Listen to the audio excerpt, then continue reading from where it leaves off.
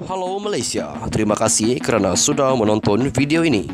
Sebelum kita bermula, sila pertimbangkan untuk tekan butang subscribe, like dan share.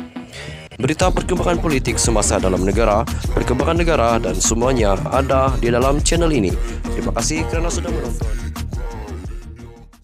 Halo Malaysia, selamat petang tuan-tuan dan puan-puan. Perkongsian berita hari ini dipetik daripada beritaharian.com. Dipanggil SPRM, tapi bukan suspek, jelas Muhyiddin.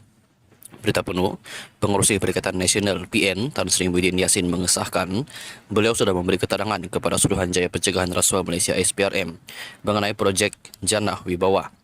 Bekas Perdana Menteri itu berkata keterangan diberi adalah berkait penganugerahan kepada kontraktor dipilih bahwa projek berkenaan yang didakwa pihak tertentu bahawa berkemungkinan wujud tata cara perolehan tidak mengikut peraturan ditetapkan.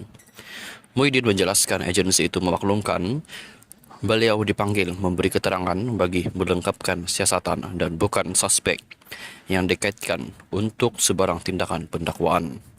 Mereka, yaitu SPRM, pun agak berlembut. Tidak ada desakan. Saya fikir mereka sudah tahu. Saya tanya, adakah saya suspek? SPRM kata bukan.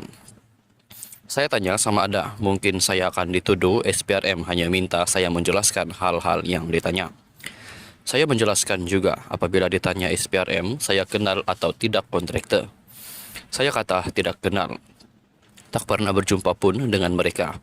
Nama syarikat pun saya tidak tahu. Bila SPRM bacakan senarai syarikat. Saya sudah berikan kerjasama yang agak baik, katanya kepada pemberita selepas menghadiri program derma darah anjuran Yayasan Tan Sri Muhyiddin Yassin Gulf Charity di sebuah pusat beli belah di sini hari ini. Sebelum ini, Timbalan Perdana Menteri Datuk Seri Dr. Ahmad Zahid Habibie dilaporkan berkata, Kementerian Kewangan mengarahkan pelaksanaan projek Jannah Wibawa ditangguhkan untuk meneliti semula sama ada tata cara perolehannya mengikut peraturan ditetapkan oleh Perbendaharaan. Ahmad Zahid Habibie yang juga Menteri Kemajuan Desa dan Wilayah KKDW dipetik berkata penangguhan projek bernilai RM5.7 bilion ringgit itu dibuat kerana terdapat unsur kaedah perolehan secara tender terpilih atau runding terus. Maklumat lanjut, Muhyiddin berkata ada kemungkinan bekas Menteri Kewangan Tengku Datuk Seri Zafrul Tengku Abdul Aziz akan turut dipanggil SPRM untuk memberi keterangan, memandangkan proses perolehan berkenaan ditentukan sepenuhnya oleh Kementerian Kewangan MOF ketika itu. Untuk mereka, yaitu SPRM tahu lebih lanjut akan panggil Tengku Zafrul.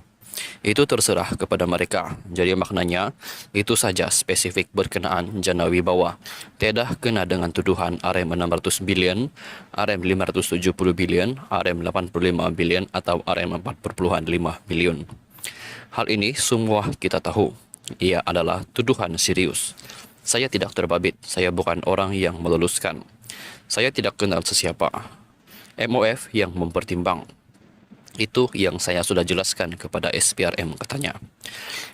Muhyiddin berkata Jannah Wibawa adalah projek diusahakan MOF yang dicadangkan oleh Tengku Zafrul ketika itu bagi membantu kontraktor Bumi Putra yang terkesan teruk dengan pandemik COVID-19.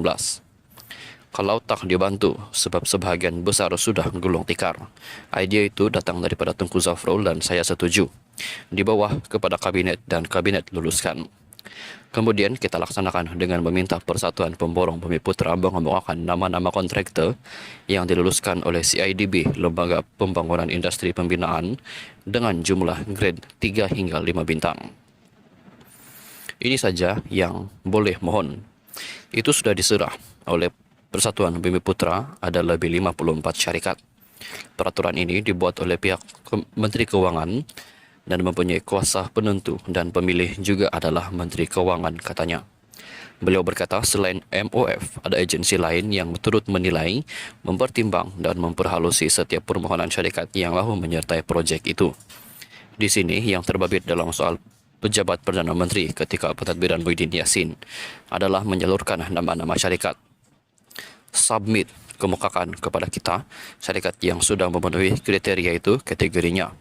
Selepas itu, pegawai saya beri kepada MOF. Jadi proses mempertimbang lulus atau tidak itu tidak membabitkan Perdana Menteri. Ini penting untuk saya jelaskan. Puncak kuasa bukan di pejabat Perdana Menteri. Puncak kuasa pada peringkat MOF cuma minta disalurkan kepada saya supaya saya boleh kemukakan kepada MOF, katanya. Muhyiddin memaklumkan itu bekas ketua.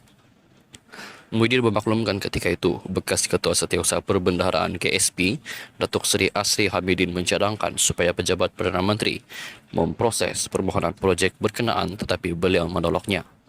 Saya tolak seolah-olah dia mahu turun kuasa kepada pejabat Perdana Menteri. Saya takut. Saya tidak suka buat begitu. Saya kata ini bukan kerja pejabat Perdana Menteri. Ini kerja yang harus diuruskan MOF atau agensi lain yang bertanggung jawab. Jadi, apa yang terbabit dengan saya? Tidak ada. Adakah saya meluluskan? Tidak sama sekali. Ini antara perkara yang saya jelaskan dengan ada surat menteri dan pihak yang cadang. Surat daripada saya kepada KSP yang menolak. Cuma sampai kepada mereka, yaitu SPRM, katanya. Sekian saja perkongsian berita untuk hari ini. Kita jumpa lagi di video yang seterusnya. Jangan lupa untuk tekan butang subscribe serta aktifkan juga lonceng notifikasi supaya Anda tidak ketinggalan dengan perkongsian-perkongsian terkini mengenai dengan berita-berita semasa dan juga perkongsian berita-berita politik dalam negara. Sekian saja berita untuk hari ini. Kita jumpa lagi di video yang seterusnya. Bye-bye. Channel ini. Terima kasih kerana sudah menonton.